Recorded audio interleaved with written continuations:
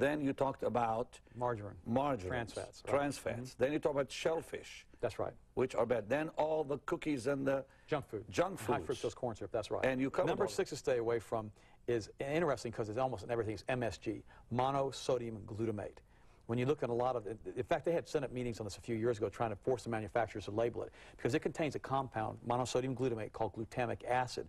Glutamic acid in neurochemistry is called an excitotoxin. It overstimulates brain cells, gives you terrible headaches when you get food if you're allergic to MSG, and it kills your brain. It actually eats holes in your brain, glutamic acid. Well, stay with that a second and explain that.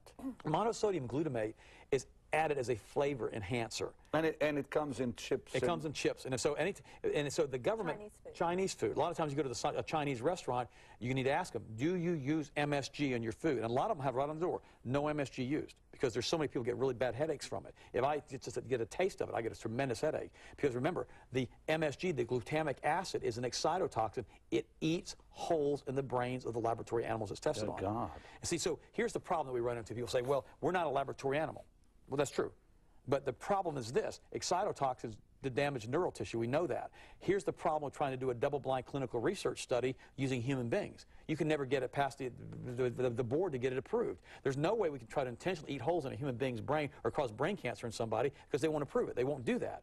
And so that's why we have to use the animal studies when these products are so poisonous, they do this. And that's the importance of the animal studies and what they do. Number 7 is chlorine in the water supply. Chlorine and fluoride. Both chlorine and fluoride are deadly poisons. They used chlorine gas in World War I to kill people with.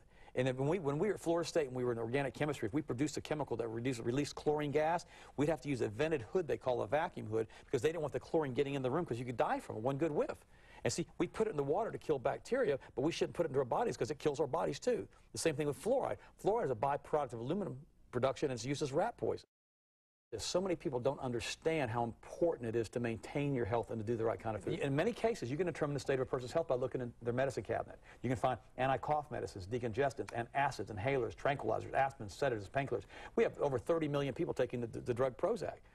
I told people 20, 25 years ago that Prozac caused children to commit suicide.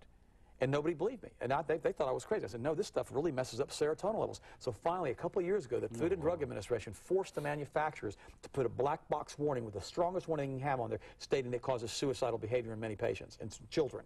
Now, how sad is that? And so here we have a drug that we can use omega-3 fats like cod liver oil, which is one of the best things you can take for moderate to mild forms of depression. It almost can cure everybody with that problem by taking one product. Omega-3 fats, with old-fashioned old natural cod liver oil, which we talked about yesterday. I can't mention that we only found one brand that works, but it works very, very well at that. And people don't understand how important it is to put the right nutrients in your brain, put the right nutrients in your body, and you feel and you live.